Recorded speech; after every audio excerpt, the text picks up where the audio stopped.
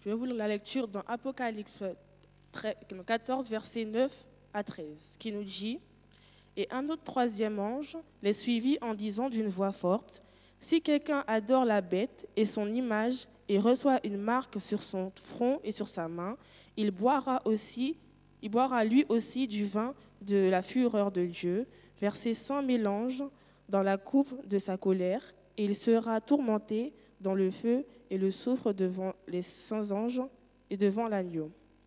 Et la fumée de leur tourment au siècle des siècles, et ils n'ont de repos ni jour ni nuit, ceux qui adorent la bête et son image, et quiconque reçoit la marque de son nom. C'est ici la persévérance des saints qui gardent les commandements de Dieu et la foi de Jésus. Et j'entendis du ciel une voix qui disait, écrit, « Heureux dès à présent les morts qui meurent dans le Seigneur. Oui, Dieu dit l'Esprit, afin qu'ils se reposent de leurs travaux, car leurs œuvres les suivent. » Amen. Je suis très heureux d'être avec vous ce matin pour adorer en ce saint sabbat avec vous. Si nous sommes là ce matin, c'est parce que Jésus a rendu possible cette convocation. C'est parce qu'il y a 2000 ans de ça à la croix, le Christ, en disant que tout est accompli, avait pleinement conscience qu'il avait mis à la disposition de la race humaine le salut éternel en Jésus. Et je bénis le Seigneur pour ce sabbat. Je bénis d'autant plus que je suis convaincu que chaque sabbat, le Seigneur descend au milieu de son peuple. Parce que chaque sabbat, Dieu veut donner une bénédiction collective à son peuple. Et je voudrais dire merci au Seigneur pour sa présence. Merci aussi du fait que Dieu nous a gardés durant toute une semaine, n'est-ce pas? Si nous sommes là, aujourd'hui, ce matin, c'est parce que Jésus nous a gardé le souffle de vie. Ça nous paraît évident, mais je peux vous dire que dans le temps dans lequel nous vivons, vu la pollution qui existe autour de nous, ce n'est pas si évident d'avoir le souffle de vie chaque jour. Donc si nous sommes là, vous et moi, c'est parce que nous sommes sous l'effet de la grâce de Dieu. Et je bénis le Seigneur pour ça. Bénissons l'Éternel, mes amis, pour ce sabbat. Bénissons Dieu parce que nous sommes ici avec lui ce matin. Et nous sommes confiants, nous sommes convaincus que nous serons bénis d'une bénédiction qui n'est suivie d'aucun chagrin. Alors que nous allons prendre nos Bibles, prenez vos Bibles. Apocalypse chapitre 14. Je vais vous demander, avant de commencer, ce message des trois anges, ce dernier message, puisque nous avons déjà vu deux, nous allons prier avant de commencer. Je vais vous inviter à incliner la tête afin de réclamer la présence de cet esprit. Éternel notre Dieu,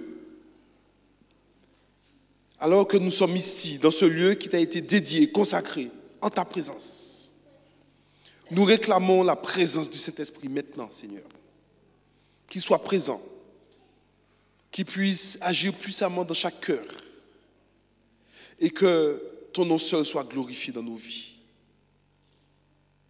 S'il y a encore, Seigneur, alors que nous avons prié avec Marthe, nous avons demandé pardon pour nos fautes, s'il y a encore quelque chose qui fait obstacle, Seigneur, à ton action dans notre vie, alors je t'en prie au nom puissant de Jésus-Christ. Donne-nous la force de nous débarrasser et couvre-nous de ton sang, Seigneur. Ce matin, permets que nos yeux soient fixés uniquement sur Jésus, le chef et le consommateur de la foi. Amen. Apocalypse chapitre 14, versets 9 à 13. Nous allons poursuivre notre étude.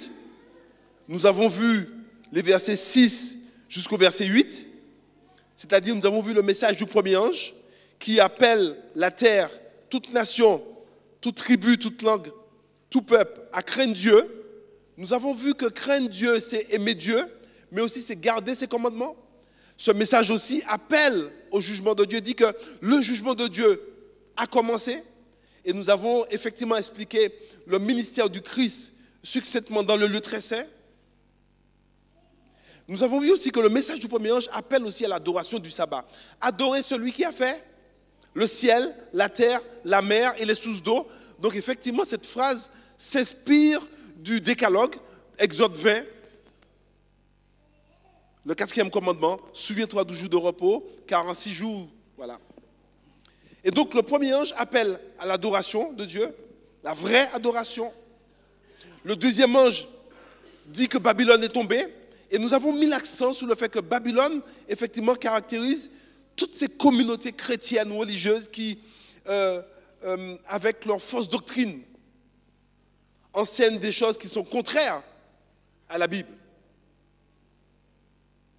Mais nous avons vu aussi que Babylone peut être chez nous, puisque au chapitre 18 de l'Apocalypse, à la fin du chapitre 18, il est dit que Babylone a su séduire le monde par ses enchantements.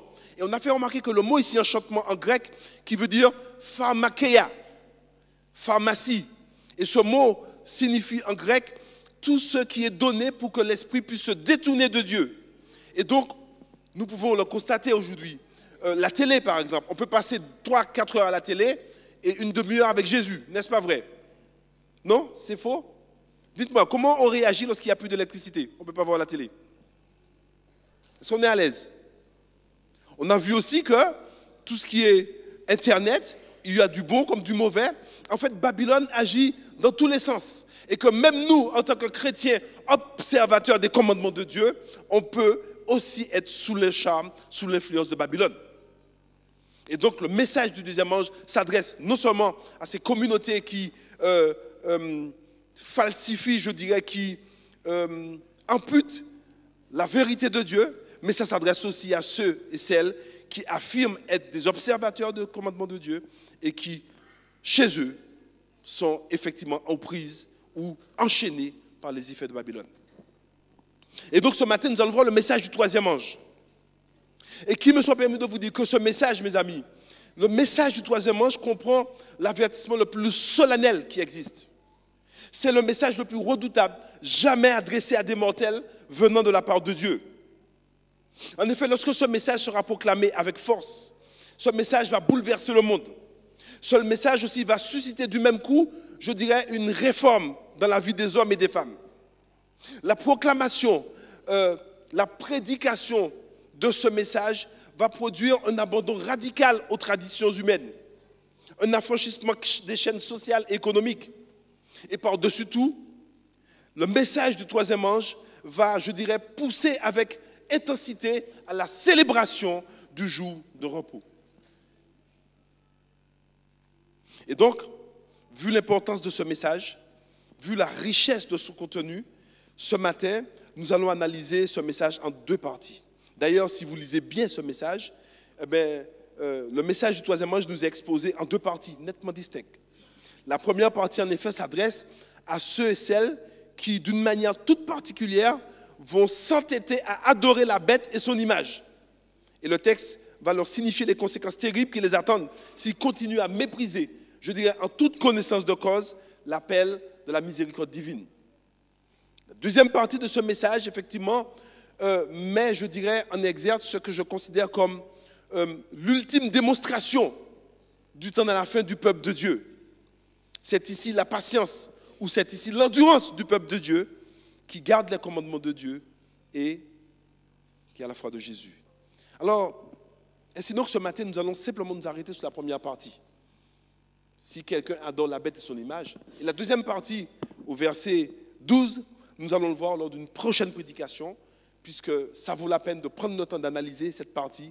C'est ici la persévérance des saints qui gardent les commandements de Dieu et la foi de Jésus. Alors, revenons au texte, au verset 9. Tout d'abord, observons le texte, observons comment ce message est introduit.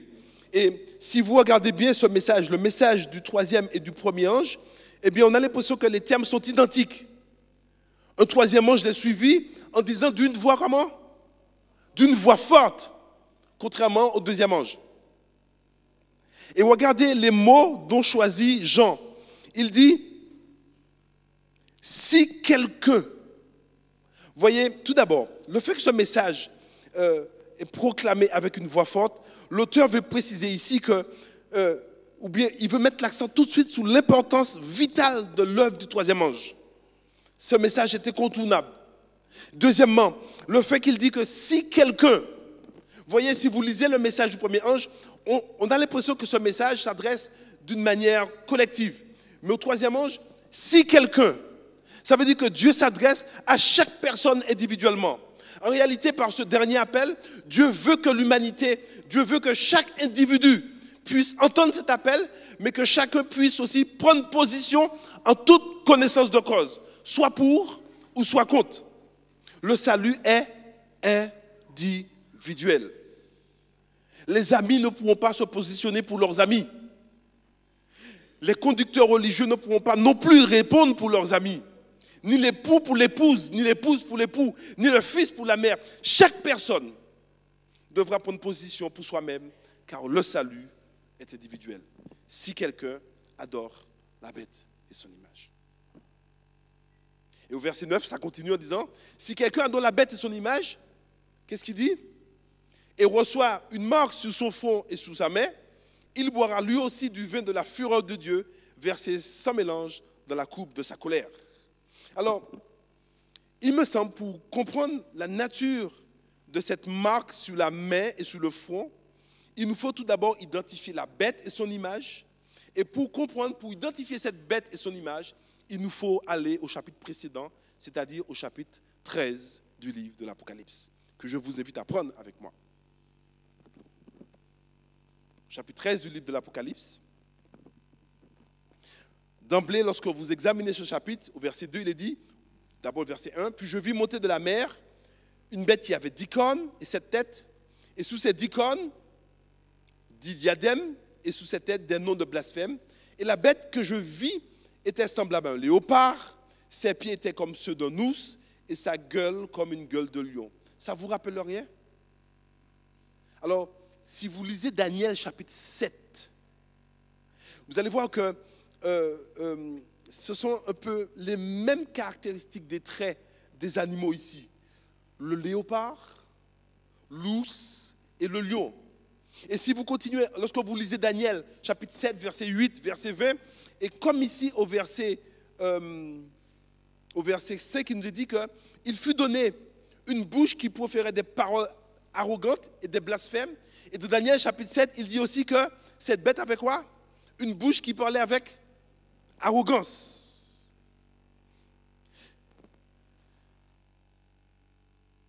Au verset 4, la fin du verset 4, il est dit quelque chose. Il dit aussi, qui est semblable à la bête, qui peut combattre contre elle? Alors, non seulement cette bête parle avec arrogance, non seulement cette bête, en fait, se prétend être la divinité et veut se faire adorer, mais en plus, en disant qui est comme Dieu ou qui est semblable à la bête ou qui est semblable ou qui est comme la bête, en disant ça, en fait, la bête se laisse, je dirais, louanger, il se laisse acclamer, et en fait, il est en train d'usurper la prérogative qui appartient à Dieu. Sachez que cette expression, qui est comme Dieu ou qui est comme la bête, eh bien, cette expression dans la Bible se trouve uniquement pour le Dieu d'Israël. Si vous lisez par exemple le psaume 113, verset 5, qui est semblable à Dieu? Le psaume Michée 7, 18, qui est comme toi, notre Dieu? Et donc, le fait que la bête ait acclamé qui est comme la bête, en fait, quelque part, cette bête montre par là, l'Apocalypse montre avec ironie que cette puissance cherche à s'élever, à prendre la place de Dieu dans la vie des hommes. D'ailleurs, dans le livre de Daniel, il nous est parlé de Michaël. Vous avez déjà vu ça? Quand vous lisez Daniel chapitre 12, il est dit Michaël le grand chef. En ce temps-là se lèvera Michaël le grand chef. Vous connaissez ce texte?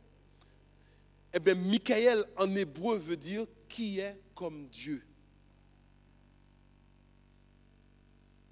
Ok?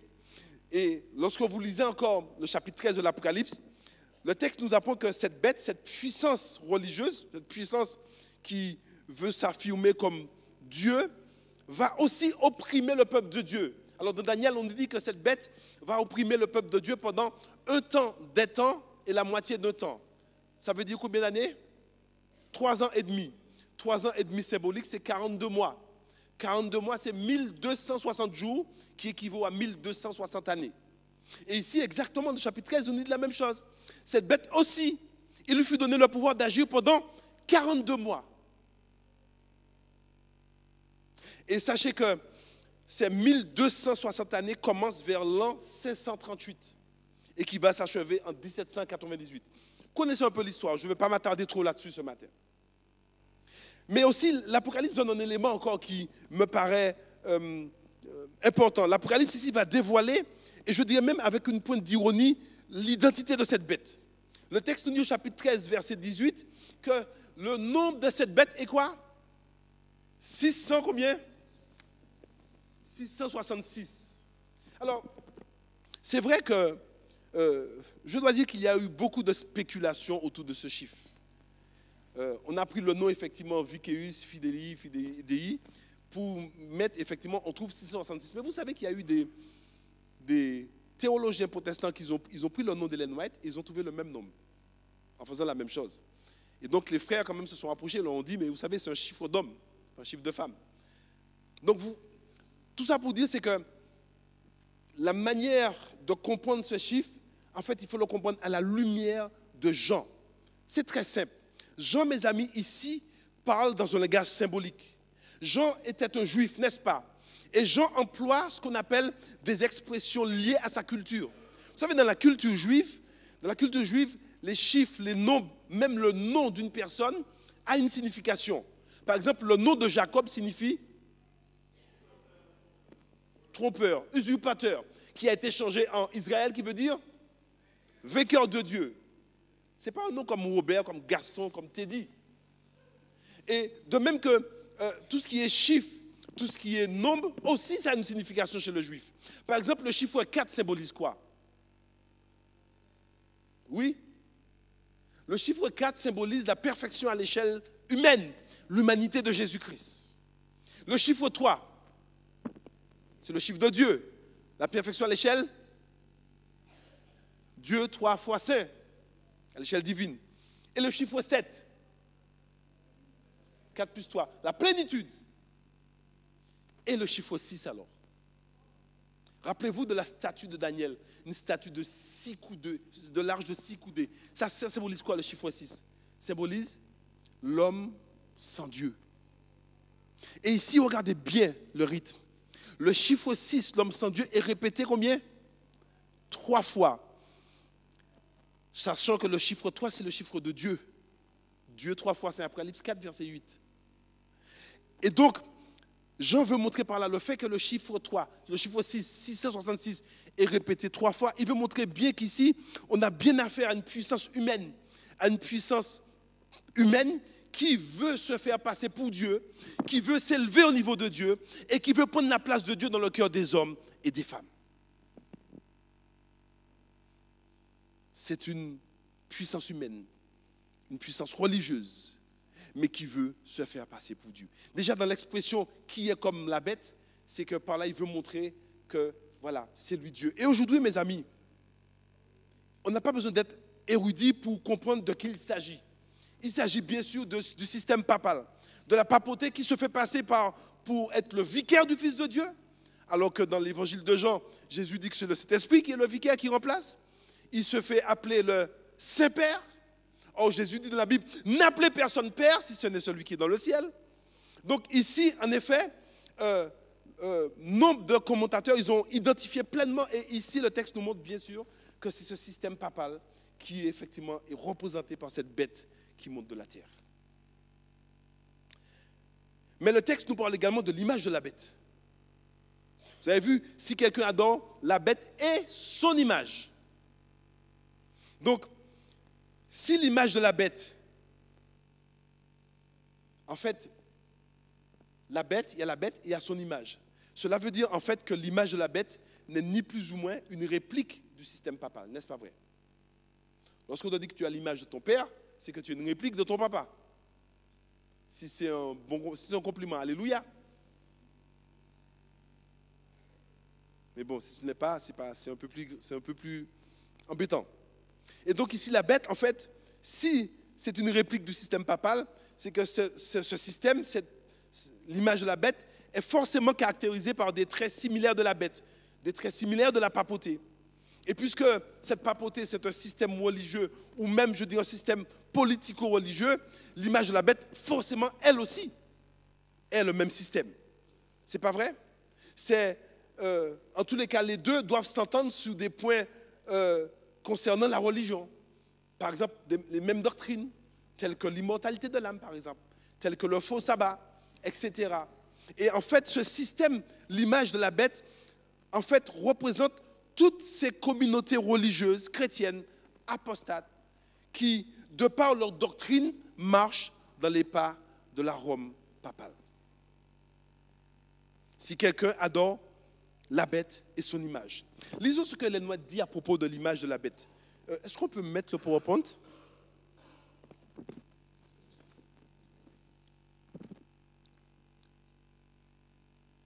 Toujours pas? Est-ce qu'on peut mettre le PowerPoint concernant le texte d'Ellen White? Très bien. Alors, Ellen White dit, ça se trouve dans la tragédie des siècles, lorsque les principales églises des États-Unis, s'unissant sous la base des doctrines qui leur sont communes, influenceront l'État pour imposer des décrets qui soutiendront leur institution, alors, qu'est-ce qu'il est dit? Le protestantisme américain aura constitué une image de quoi? De la hiérarchie romaine.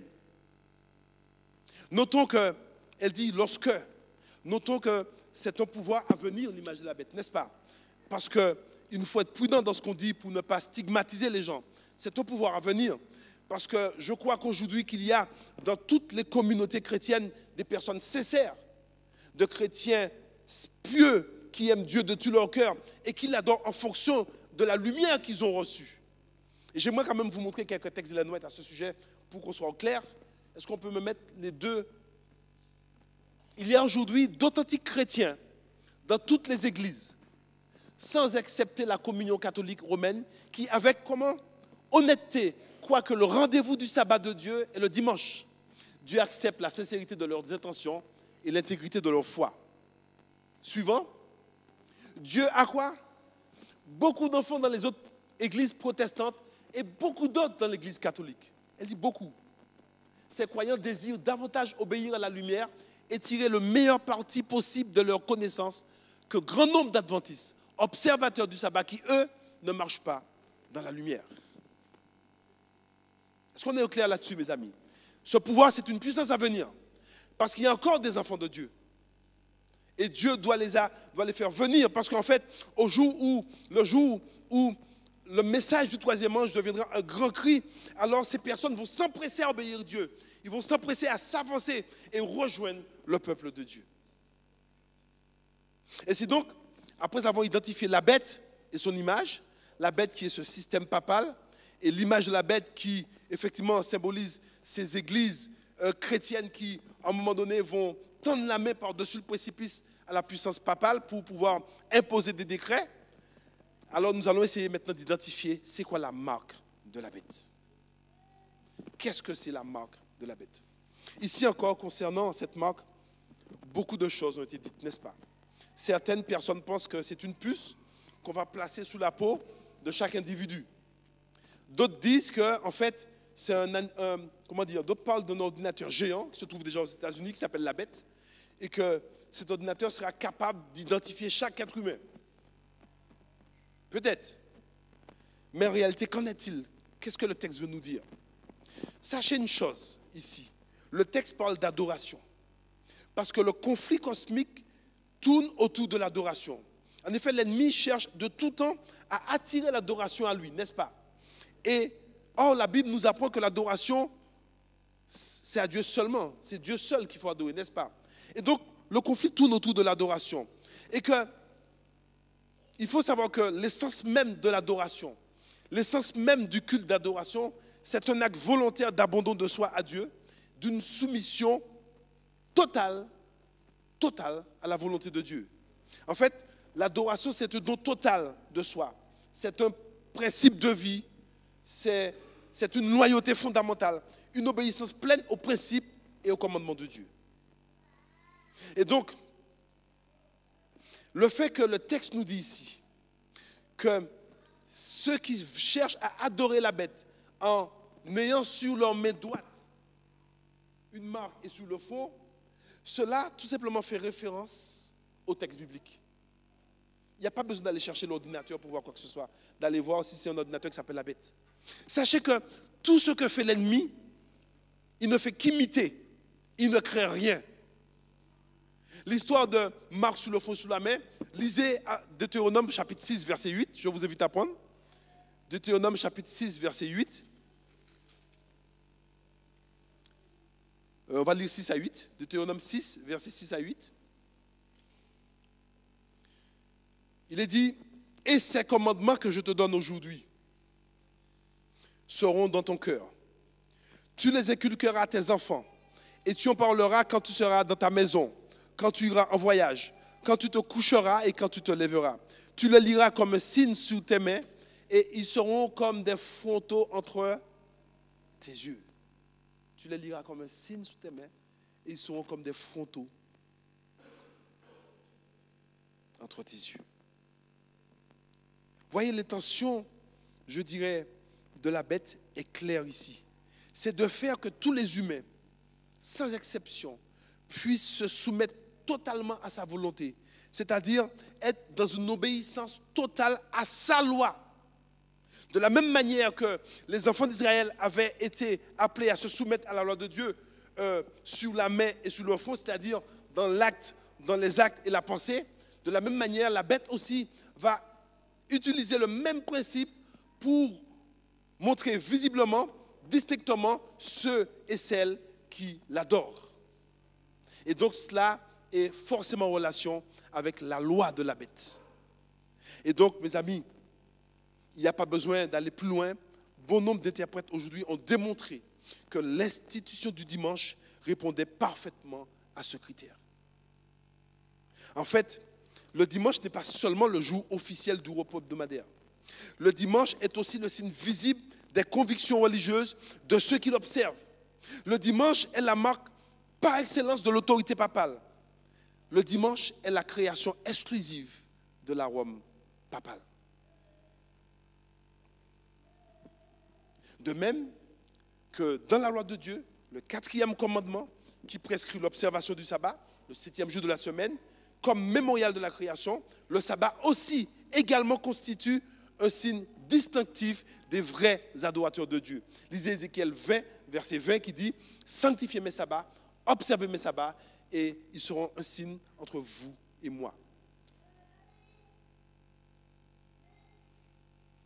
Donc, au temps marqué, le dimanche est appelé à devenir la marque distinctive des adorateurs de la bête et de son image.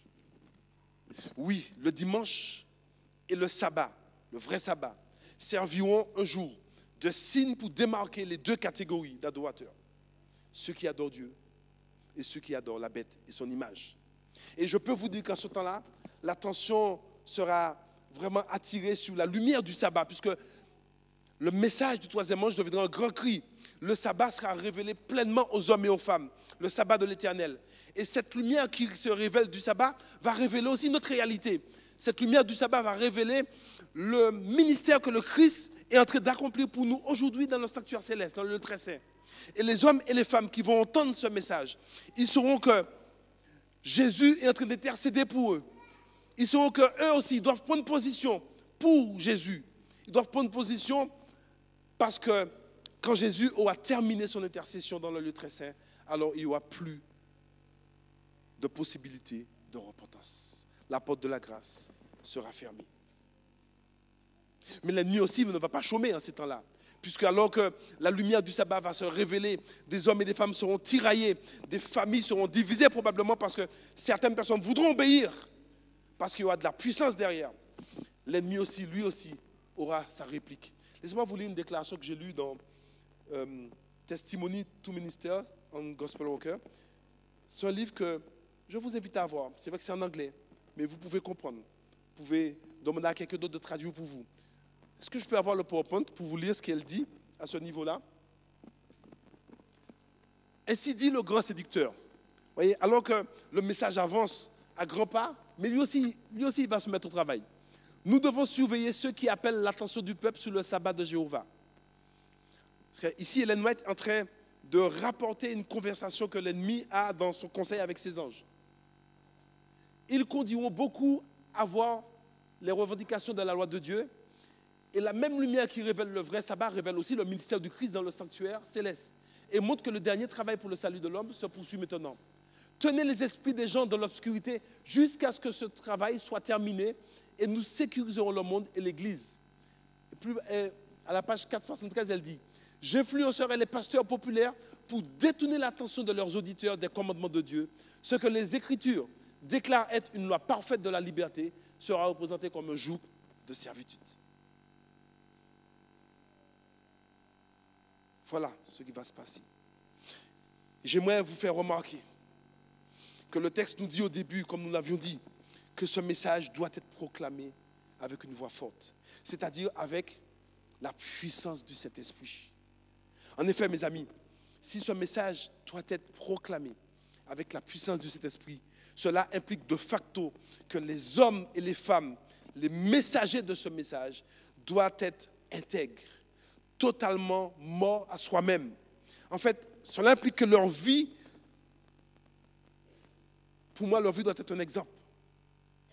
Ce qui doit être réglé, il faut le régler. Parce qu'il me semble que si quelqu'un s'aventure à annoncer ce message avec autant d'opposition, et si la vie de cette personne n'est pas en règle, cette personne a une double vie, cette personne a des vices cachés, ou le caractère n'est pas changé, le caractère n'est pas transformé, alors je peux vous dire que les hommes et les démons mettront à genoux cette personne. Son message sera ridiculisé. Mais le messager de ce message, je vous l'ai dit lors du premier message, doit être pur, puisque ce message est pur. Et donc, ce message non seulement invite les hommes et les femmes à rentrer dans une vraie adoration, mais il invite aussi les messagers à s'abandonner totalement à Dieu, à laisser le Seigneur les changer, les transformer, de telle sorte qu'en étant remplis de cet esprit, alors ils pourront avancer avec une foi ferme dans le nom de Jésus-Christ. Nous vivons en fait, mes amis, les dernières heures de ce monde. Je crois que la dernière génération d'êtres humains qui, je dirais, doit recevoir ce message, je crois que cette dernière génération doit recevoir une preuve convaincante que le salut en Jésus-Christ peut résoudre le problème du péché. Cette dernière génération humaine devra décider dans un bref délai et probablement dans des temps, dans des circonstances très difficiles, d'obéir à Dieu ou de s'enfoncer dans la rébellion, de vivre ou de mourir.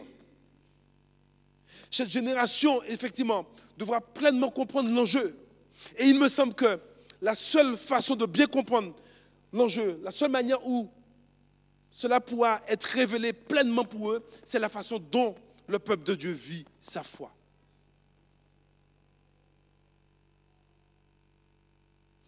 Ce message invite les messagers que nous sommes à mener une vie victorieuse en Jésus-Christ, afin de prouver au monde que la justice de Dieu est possible. Oui, frères et sœurs, nous avons une mission spéciale, un message spécial pour un temps spécial. Mais il ne s'agit pas simplement de prêcher ce message, mais il faut vivre ce message. Et c'est ce qui donnera la force au grand cri du message du troisième ange. Au chapitre 12, il est dit, c'est ici la persévérance des saints, qui gardent les commandements de Dieu et qui ont la foi de Jésus. La prochaine fois, nous allons prendre notre temps de démontrer c'est quoi avoir la foi de Jésus. C'est quoi garder les commandements de Dieu. Et il me semble que c'est le dernier message que le peuple de Dieu pourra donner à ce monde-là. Et je peux vous dire d'ores et déjà que lorsque vous analysez ce texte, il me semble que jamais dans toute l'histoire du peuple de Dieu, je dis bien jamais dans toute l'histoire du peuple de Dieu, jamais un peuple collectif a su rendre un tel témoignage, c'est-à-dire en obéissant parfaitement au commandement de Dieu et en ayant la foi de Jésus. Nous avons eu quelques hommes qui l'ont fait par-ci et par-là, comme Enoch par exemple, ou peut-être Élie. Mais l'Apocalypse nous dit, Et Dieu l'a vu déjà, cette réalité, que dans les temps de la fin, il y a un peuple particulier qui manifestera une foi immense, la foi de Jésus, et qui pourra garder tous les commandements de Dieu. Ça sera un témoignage extraordinaire, un témoignage puissant, mais nous verrons en détail c'est quoi la foi de Jésus. Puisse Dieu vous bénir au nom de Jésus.